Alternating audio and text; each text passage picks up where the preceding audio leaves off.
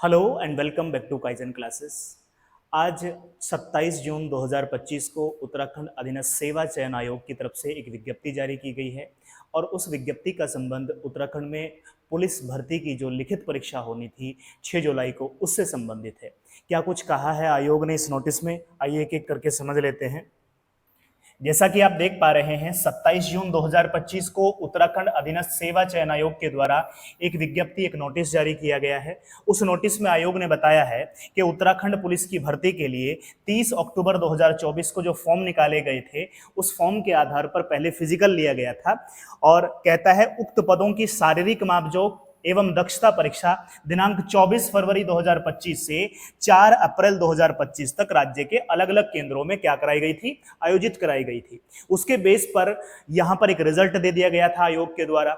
उसी रिजल्ट के ऊपर कुछ अपील डाली गई हैं, जैसा कि यहां पे लिखा है, रोशन सिंह एवं अन्य बनाम उत्तराखंड राज्य के दिनांक 27 फरवरी 2025 को पारित आदेश के द्वारा परिणाम पर रोक लगाई गई है, क्योंकि उन्होंने हाईकोर्ट में एक याचिका दायर की और उस याचिका के आधार पर हाईकोर्ट ने कहा है सुनवाई तक अभी हम परीक्षा पर क्या लगाते हैं, रिजल्ट पर क्या लगाते हैं, रोक लगाते हैं। उसी को ध्यान में रखते हुए आज यहां पर आयोग ने बताया है कि जो आगामी परीक्षा है, यानी कि जो लिखित परीक्षा है, वो कब होने वाली है।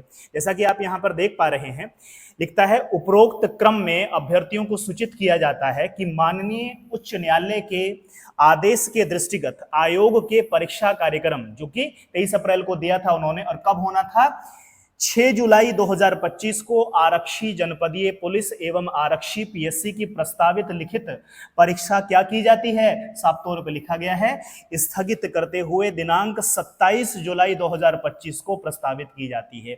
यानी उत्तराखंड पुलिस की कांस्टेबल की जो परीक्षा 6 जुलाई 2025 को होने वाली थी, अब उसको पोस्टपोन करके 27 जुलाई 2025 कर दिया गया है। यानी अगर मैं आज से दिनों को काउंट करूं तो आपको पूरे 30 दिन यानी पूरा 1 महीना एक्स्ट्रा मिलता है। अब जैसा भी आयोग का डिसीजन आएगा वो सबके लिए समान होगा।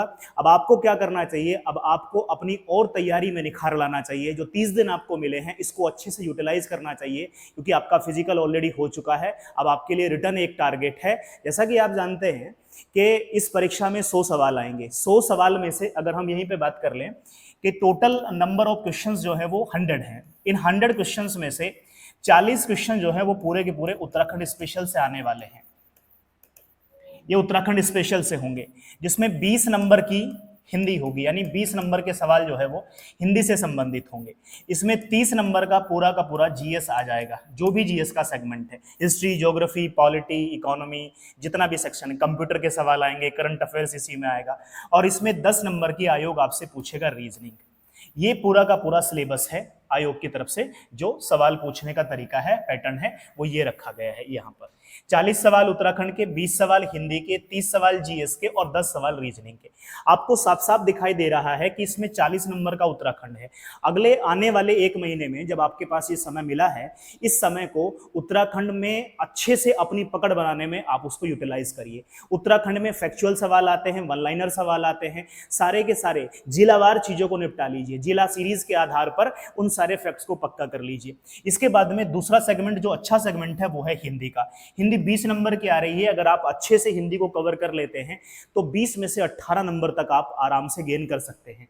इसके बाद में एक सेक्शन है जीएस का। जीएस में भी बहुत सारी चीजें अच्छी होती हैं, जैसे हिस्ट्री में मॉडर्न हिस्ट्री बच्चों की बहुत अच्छी होती है, पॉलिटी सबका पसंदीदा विषय होता है।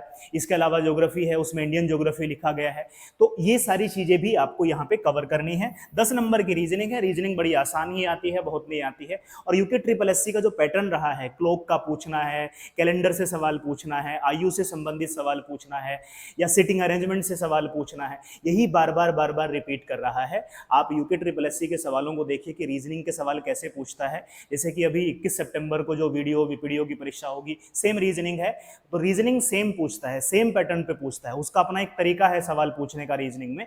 उन सवालों से आप गो थ्रू हो जाएंगे तो आपको एक पैटर्न समझ में आ जाएगा, एक तरीका समझ में आ जाएगा कि कहां से सवाल पूछता है। और उन टॉपिक्स को, उन चैप्टर्स को जाके आप अपना मजबूत कर लीजिए, ताकि आपके 10 नंबर यहाँ पे पक्के हो जाए। इस तरीके से आप अपने इस बचे हुए समय में, जो आपको एक्स्ट्रा समय मिला है, बोनस टाइम जो आपको मिला है, इसको आप अच्छे से यूटिलाइज करेंगे। चलिए मिलेंगे नेक्स्ट वीडियो में, तब तक के लिए धन्यवाद।